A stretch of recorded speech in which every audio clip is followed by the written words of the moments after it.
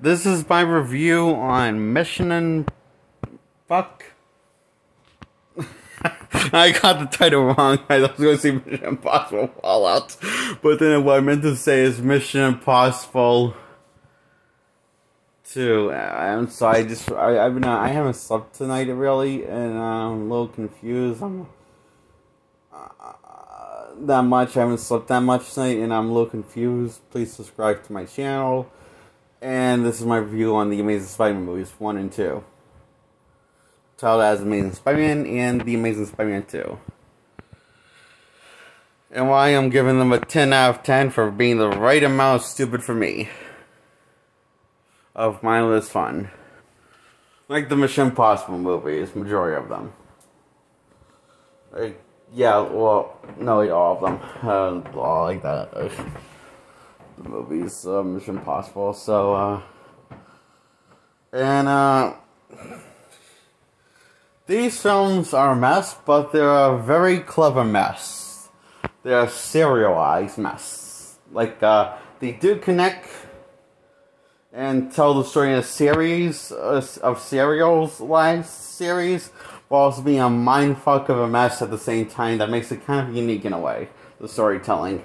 Even though it's also convoluted, it is also very straightforward as well as convoluted. And I'm not going to go through the plot, because if I did go through the plot of those movies, they would make this video too long, and don't want to overwhelm anybody. But the plot is this window dressing for the Spider-Man movies from 2012 to 2014. Or 2015, whenever the sequel came out of The Amazing Spider-Man 2. So,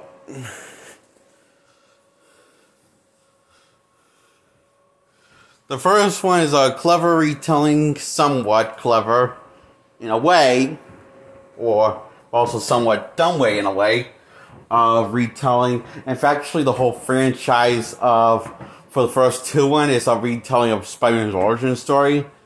Come to think of it. So his origin story starts in the first one, but also continues on for the sequel. With Spider-Man 2. In fact, that might have been why I had split feelings about with the sequel more so than the first one. Because I guess it's like, I wonder, can't you just do it in one movie? But I guess they want to do it in two movies, and also, with Spider-Man's origin story, being spelled out in the first two Spider-Man movies, and I guess where the third one was going to be, where it was going to go, wherever it was going to go, was going to be the conclusion of the Spider-Man origin story, with, that they set up with was the first one, and continue on to 2. And if they made a third one, they surely would have found someone to tie it all together. Now that opportunity sadly missed it because No Way Home happened, and they brought Andrew Garfield back, which they made that Spider-Man fucking killer. Because he said himself that he kills, because he says he stopped holding bunches and got better and stopped being friendly, and with Spider-Man. So that means that if he stopped holding bunches, that would kill somebody. He did. Because, keep in mind, if you have Superman stop holding his punches, wouldn't that mean you killed somebody? Most likely? I think so. So basically, you kind of took a giant shit on the entire Amazing Spider-Man franchise that was devanced by among audience and critics. And comic book goers, besides moviegoers. So, that opportunity somehow is completely, the opportunity to give the conclusion to the third one is now long past gone. Unless they want to, say that the, No Way Home happened after the Amazing Spider-Man 3. And it ended on a dark note, the third one, for the Amazing Spider-Man 3 that never happened, that they might make now, eventually, down the line, now that Andrew Garfield is being more liked by the public eye now, his Spider-Man. after Dick's No Way Home for some reason. And I'm just going to say it. I've seen the clip from No Way. I'm not saying his performance is bad, but with Andrew Garfield, I didn't like how the basically kind of butchered the ending and saying the whole movie was pointless of the first two Spider-Man movies that he was in. So, you don't get it straight. Instead of becoming Spider-Man, look at it straight. Instead of becoming classic Spider-Man that we know from the comics as a man, we are going to get a what if Spider-Man was a complete deranged off his meds psychopath like Kelly or Kanye West, right?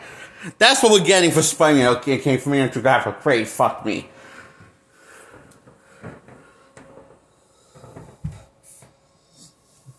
Now I'm pissed.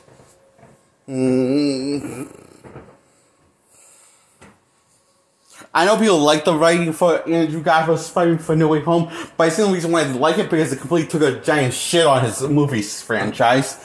And while butchering the iconic character from the comics, saying, hey, Spider-Man's okay with killing. In fact, he's angry, a deranged off his mess person.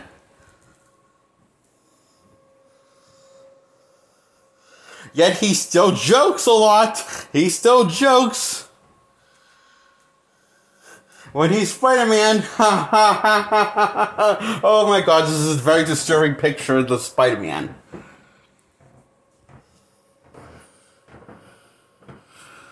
Because that's what Spider-Man No Way Home has told me about Andrew Garfield's Spider-Man, what they have done with him.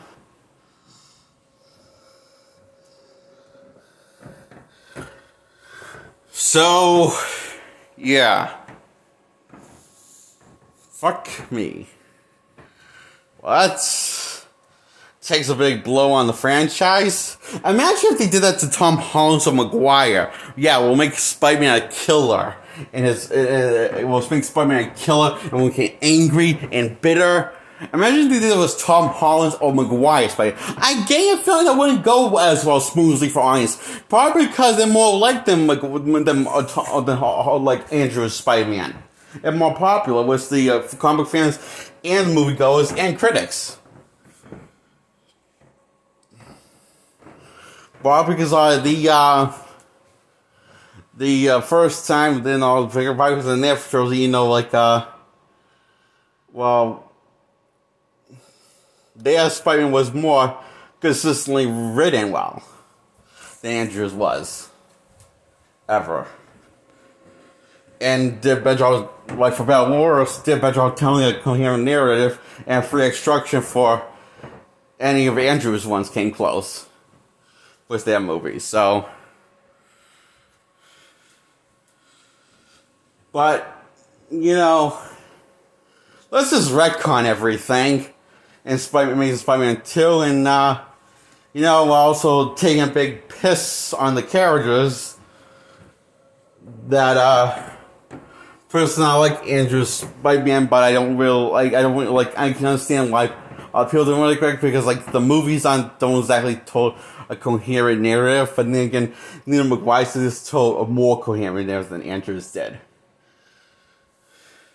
In fact, I would argue the first Spider-Man that told a coherent narrative was Tom Holland's Spider-Man, up until before No Way Home.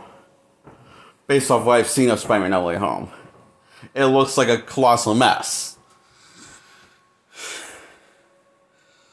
So,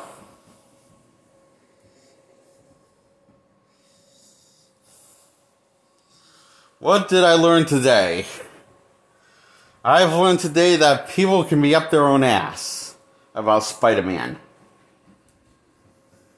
And liars and hypocrites. When they say they're a Spider-Man fan. And that's why the Amazing Spider-Man 2 and the Amazing Spider-Man gets a 10 out of 10. And I think I said please subscribe to my channel. Yeah. I haven't slept. Oh yeah, I told you I haven't slept that much tonight. now repeating myself, which is probably I should end the video now. Bye.